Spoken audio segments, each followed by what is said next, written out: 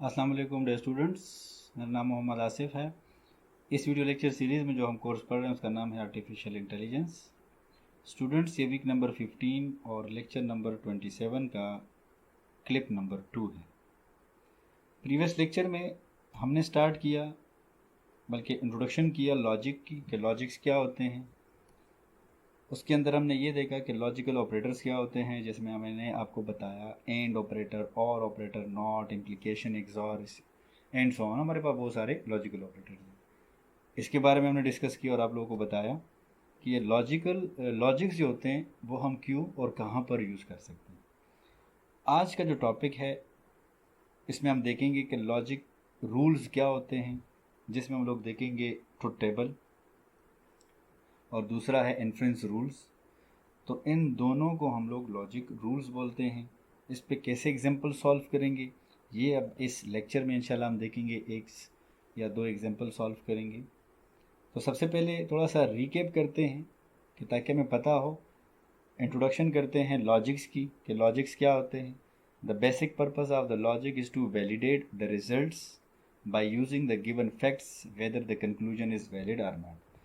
इसका मतलब ये हुआ कि हमने जैसे प्रीवियस लेक्चर में पढ़ा कि हमारे पास कुछ सेंटेंसेस गिवन होंगे, कुछ फैक्ट्स जिसे हम लोग प्रेमिसेस भी बोलते हैं वो गिवन होंगे। उन फैक्ट्स या प्रेमिसेस की बुनियाद पर, on the basis of that facts are premises, we will be decide whether, हमारे पास एक कंक्लूजन भी अवेलेबल होगा कि वो कंक्लूजन वैलिड है कि नहीं वैलिड।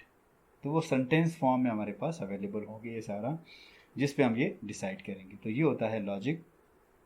तो हमने वैलिडेशन करनी होगी with the help of applying the logic rule and logical operator. Logic rules हमारे पास कौन कौन से हैं वो मैंने आपको बताएं, और लॉजिकल ऑपरेटर्स क्या होते हैं वो मैंने आपको प्रीवियस लेक्चर में बताया। लेट्स एक एग्जांपल लेते हैं यहाँ पे। If Jamil lives in Lahore then Jamil lives in Pakistan.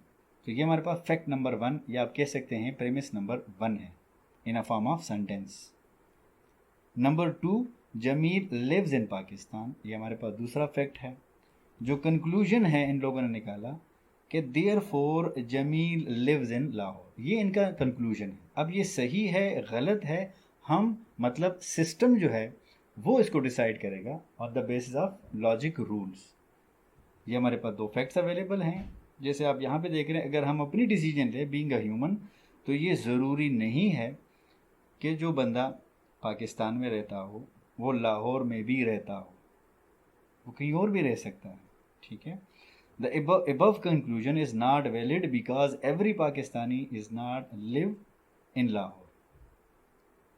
तो ज़रूरी नहीं है कि हर पाकिस्तानी जो है वो लाहौर में रहे, लेकिन ये हमारी एडिशनल नॉलेज है। सिस्टम ये कैसे प्रूव करना है, उसके लिए लॉजिकल ऑपरेटर यूज़ करेंगे।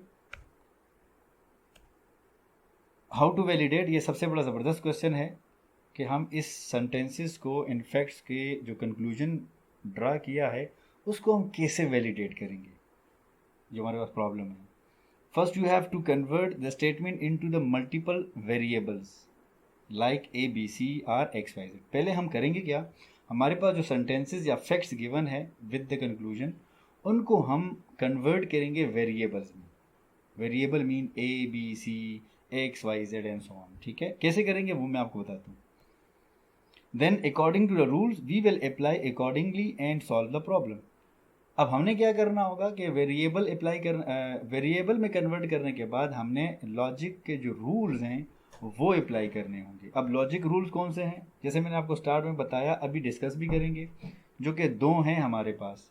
एक है ट्रुथ टेबल और दूसरा है हमारे पास इन्फ्रेंस रूल। इन दोनों में से हम कोई भी मेथड अप्लाई करेंगे, हमारे पास रिजल्ट आ जाएगा। तो फर्स्ट स्टेप हमारे पास, आई होप आपको पता होना चाहिए कि ये हम वेरिएबल में कन्वर्ट करेंगे इन सेंटेंसेस को। कौन से सेंटेंस को, लेट्स से ये मैं प्रीवियस स्लाइड में वापस आ गया। If Jamil lives in Lahore then Jamil lives in Pakistan. तो अगर आप देखें, हम यहाँ पर इसको लेट से लाहौर को पी करते हैं या एक्स करते हैं या लेट से ए करते हैं। ठीक है। पाकिस्तान को हम लोग लेट से क्यू करते हैं। ठीक है। तो हमारे पास ऑलरेडी सेकंड फैक्ट भी पाकिस्तान है, तो यहाँ पर भी क्यू आ जाएगा। ये थर्ड में हमारे पास लाहौर फिर से आ रहा है, तो मैंने इसको क्या किया, पी से डिनोट किया। आप कोई भी वेरिएबल ले सकते हैं, ABC भी ले सकते हैं, PQ इस दफ़ा मैंने लिया, आप ले सकते हैं, XY भी ले सकते हैं, Z भी ले सकते हैं। तो इस तरह करके आप लोगों ने ये वेरिएबल कन्वर्ट करने होंगे। ये कैसे करते हैं, जैसे अभी मैंने किया, जितने एग्जांपल हम करेंगे आपको ये कन्वर्जन ऑफ वेरिएबल्स हैं इनटू सेंटेंसेस जो है इनटू वेरिएबल कन्वर्ट कैसे करते हैं, ये आपके लिए बहुत आसान हो जाएगा। तो ये फर्स्ट स्टेप है। सेकंड स्टेप हमारा ये है कि हमने वेरिएबल तो कन्वर्ट कर ली, अब हमने इन वेरिएबल से आगे जाकर वो लॉजिकल रूल्स अप्लाई करने होंगे। ठीक है, अब लॉजिकल रूल अप्लाई करने से पहले मैं आपको ये बताऊं, ये जो सेंटेंसेस गिवन है इसको मैंने कन्वर्ट किया पी में, लाहौर को, देन के पार्ट को मैंने कन्वर्ट किया क्यू में।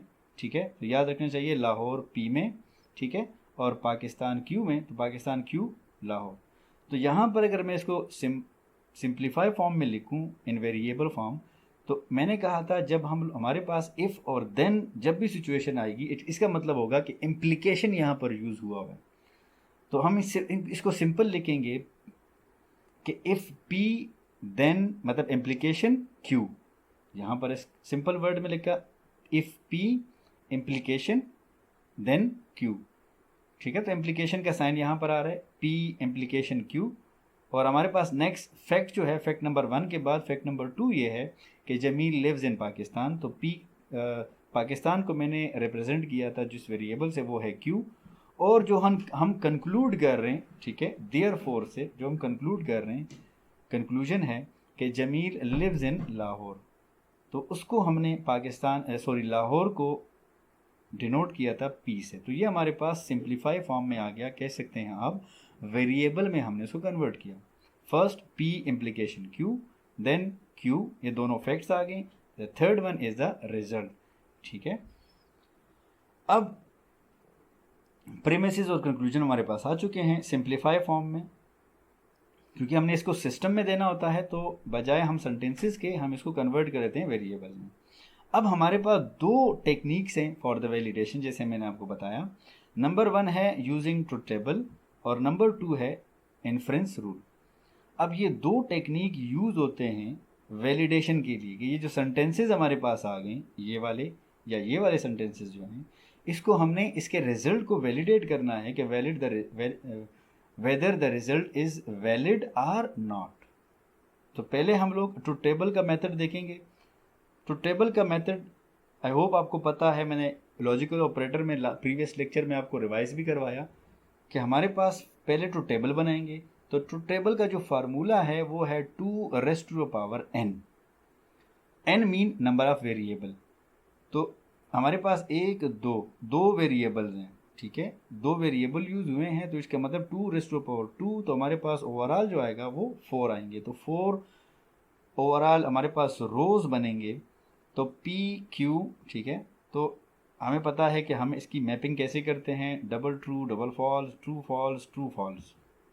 अब इसको इम्प्लीकेशन कैसे फाइंड करते हैं वो भी मैंने आपको लास्ट टाइम एक स्मार्ट फार्मूला आपको बताया कि अगर हम करेंगे, रट्टा लगाने की ज़रूरत नहीं है, याद रखने की ज़रूरत नहीं है, बस उस फार्मूला आपको पता हो कि नॉट ए और बी इनके कम्बिनेशन से आपका इम्प्लीकेशन आ जाती है। तो लेट से हमारे पास नॉट ए मतलब पी जो बनेगा वो यहाँ पर बन जाएगा फॉल्स, फिर यहाँ पर ट्रू, तो दोनों का और लेंगे तो ट्रू बनेगा। इसी तरह इन दोनों का पहले करेंगे नॉट तो फॉल्स बनेगा, दोनों को और करेंगे तो false false is equal to false. यहाँ पे फॉल्स है ऑलरेडी, इसका नॉट लेंगे अकॉर्डिंग टू दिस फार्मूला, तो हमारे पास आएगा यहाँ पे ट्रू, ट्रू और ट्रू, तो ओवरऑल रिजल्ट ट्रू बनेगा।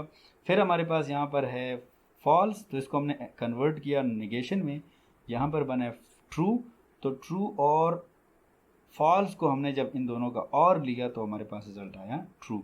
तो ये इम्प्लीकेशन पी इम्प्लीकेशन क्यू हमारे पास ट्रू फॉल्स ट्रू ट्रू। ठीक है, तो ये थर्ड जो कॉलम है मैं आपको बता रहा हूँ कि हमारे पास इम्प्लीकेशन यहाँ पर हुआ है। अब यही हमने फर्स्ट स्टेप किया कि ट्रुथ टेबल हमने बना लिया। अब हमने वैलिडेट कैसे करना होगा, जैसे कि फार्मूला आपको मैं बता चुका हूँ कि 2 raised to the power n है ये वाला, तो n mean number of variables, तो 2 मल्टीप्लाई बाई 2 टोटल 4 आपके बनेंगे। नेक्स्ट हमारे पास जो है वो मैं आपको बता दूं ज़रा कि हमारे पास जो फर्स्ट प्रेमिसिस है वो आई होप आपको पता होना चाहिए। This is our first premises, ठीक है, ये मैं आपको यहाँ पे हाईलाइट कर दूँ, this is our first premises, ठीक है, और वो गिवन है ये वाला, and this is our second fact, fact mean premises, जो क्यों है तो ये हमारे पास सेकंड प्रेमिसेस आ गया, ठीक है, आई होप आपको नज़र आ रहा है। एंड जो ये हमारे पास ओवरऑल रिजल्ट आ रहा है, और हमारे पास जो रिजल्ट आ रहा है वो इस कॉलम में आ रहा है, ये आपको मैं बताने की कोशिश कर रहा हूँ इन दो लाइंस में। अब हमने करना ये है कि इस ट्रुथ टेबल को अकॉर्डिंगली हमने ऐसे लिखना है ताकि हमें ज़रा आसानी हो। मसलन कैसे, लेट्स से मैं आपको बताता हूँ, ये जो ट्रुथ टेबल है ये हमने बनाया इस फैक्ट्स और कंक्लूजन से। कैसे बनाया वो प्रीवियस स्लाइड में मैं ठीक ठाक एक्सप्लेन कर चुका हूँ। अब ये जो मैंने ट्रुथ टेबल दोबारा से सिंप्लीफाई करके आपके आसानी के लिए बनाया कि हमारे पास जो वेरिएबल्स हैं वो कुछ इस तरह फॉर्म में अवेलेबल है। लेट्स से मैं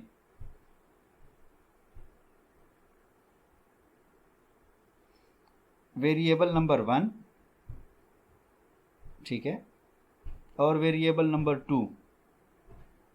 अब ये जो हमारे पास है, जैसे मैंने आपको प्रीवियस स्लाइड में बताया, ये है प्रीमिस नंबर 1। तो ये आपने इस कॉलम को ठीक ठाक याद रखना है। ये हमारे पास फैक्ट नंबर 2 है जो आपको यहाँ पे नज़र आ रहा है। तो अगेन आपने इसको ठीक ठाक याद रखना है, क्योंकि इन दोनों के बेस पे हमने कंक्लूजन निकालना है, वैलिडेट करना है।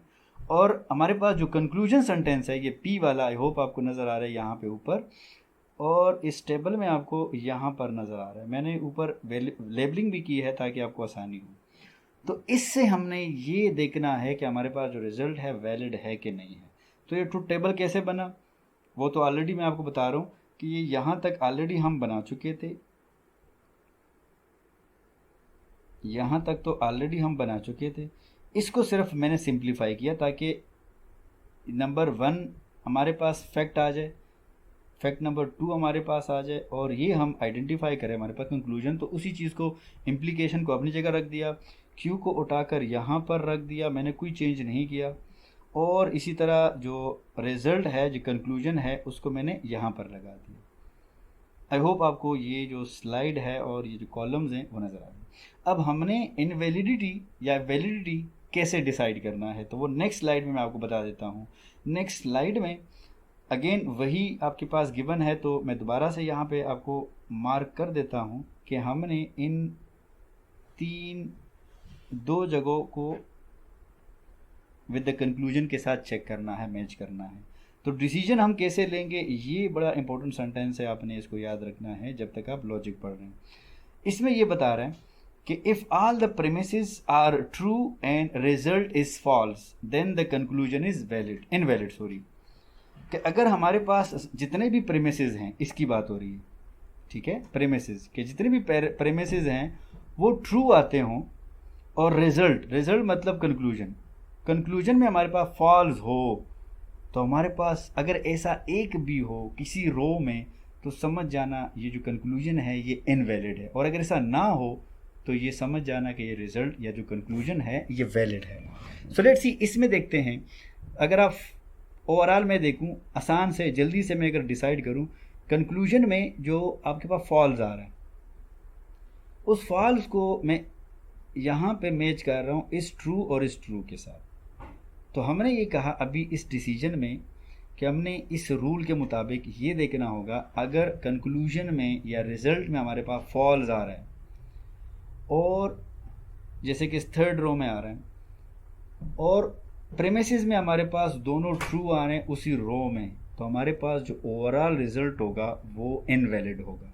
जैसे आपको यहाँ पे नज़र आ रहा है कि प्रेमिस नंबर 1 ट्रू आ रहा है, प्रेमिस नंबर 2 जो है वो भी ट्रू आ रहा है, लेकिन जो कंक्लूजन है वो हमारे पास जो है वो फॉल्स आ रहा है। तो it mean the conclusion is invalid, ठीक है। इसी तरह तो यहाँ पर भी फॉल्स है, लेकिन हमने इसको नहीं देखना, बाकियों की नहीं देखना, हमने स्ट्रेट फॉरवर्ड जल्दी से डिसीजन लेना है। वो डिसीजन ऑन दिस रूल लेना है हमने कि अगर हमारे पास प्रेमिसेस हैं वो अगर ट्रू हैं सारे, यहाँ पर जैसे आपको नज़र आ रहे हैं वो दोनों ट्रू आ रहे हैं, और लेकिन उसके अगेंस्ट जो कंक्लूजन है यहाँ पर उसके सामने उसी रो में अगर वो फॉल्स आ रहा है, it mean the overall conclusion is invalid. So इस तरह करके हम ये डिसाइड करते हैं। तो जो हमने एग्जाम्पल स्टार्ट किया था उस एग्जाम्पल में हमने ये डिसाइड कर लिया कि द स्टेटमेंट्स या द कंक्लूजन जो हमने लिया था, द रिजल्ट जो हमने लिया था वो इनवैलिड है based on the facts. In this table, it is easier to see that that there is a row third in which all the premises are true, but the conclusion is false, जैसे मैं आपको बता चुका हूँ, which clearly establishes the invalidity of the argument form. It means the conclusion is invalid. तो ये जो हमने लास्ट टाइम आपने अगर देखा हो जो सेंटेंस स्टार्ट किया था, यहाँ पर ये एग्जाम्पल आपको नज़र आ रहा है। इस एग्जाम्पल में हमने खुद भी ये कंक्लूड किया था कि ज़रूरी नहीं जो कंक्लूजन था कि हर पाकिस्तानी लाहौर में रहता हो, तो कंक्लूजन इनवैलिड था। लेकिन हमने सिस्टम से भी ये जो है कंक्लूड कर लिया कि हमारे पास ये इनवैलिड स्टेटमेंट है। तो आई होप आपको इस लेक्चर की समझ आ गई होगी। मैंने इसमें लॉजिक के बारे में एक प्रॉपर एग्जांपल सॉल्व किया with the help of truth table. इंशाल्लाह अगले लेक्चर में फिर मैं आपको एग्जांपल्स दूंगा और भी, ताकि हम इसको सही से सीख सकें कि लॉजिक कैसे यूज़ करेंगे जब भी हमारे पास कोई इस तरह के फैक्ट्स अवेलेबल हों, कंक्लूजन को कैसे डिसाइड करेंगे वेदर इज़ वैलिड और नॉट। तो आई होप यहाँ तक काफ़ी है। अगर आपका कोई क्वेश्चन हो तो आप मुझसे पूछ सकते हैं। Thank you. अल्लाह हाफिज़।